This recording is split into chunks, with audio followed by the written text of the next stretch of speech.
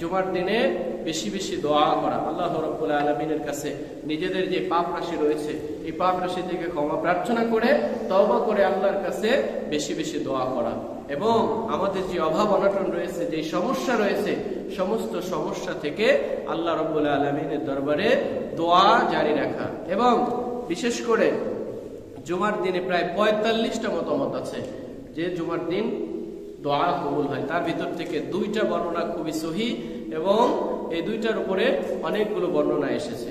রাসূল সাল্লাল্লাহু আলাইহি ওয়াসাল্লাম বলেছেন, আসরের নামাজের পর থেকে মাগরিবের সূর্য অস্ত যাওয়ার পূর্ব পর্যন্ত জুমার দিন দোয়া কবুল করা হয়।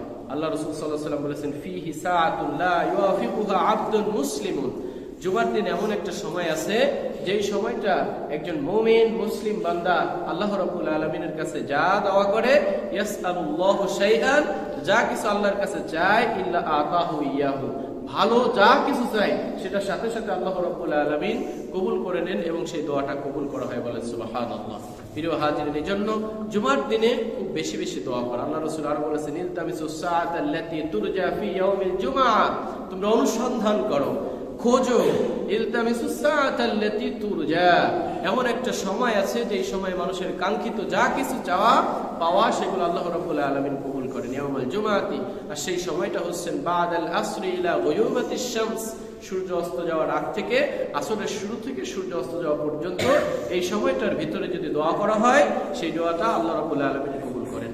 আল্লাহ রাসূল সাল্লাল্লাহু আলাইহি ওয়াসাল্লাম আরো বলেছেন, ইন্না ফিল জুমআতি সাআতুন লা ইউআফিকুহা আবদুল মুসলিমুন ইয়াসআলুল্লাহু আযজা ওয়া জাল্লা ফিহা খায়রান ইল্লা আ'তাহু ইয়্যাহু, জুমার দিন এমন একটা সময় আছে যে সময় মুমিন মুসলিম যদি ভালো কিছু চায় আল্লাহ রাব্বুল আলামিনের কাছে, সেটাকে প্রতিহত করা হয় না, সেটাকে আল্লাহ রাব্বুল আলামিন সাথে সাথে কবুল করে নেন।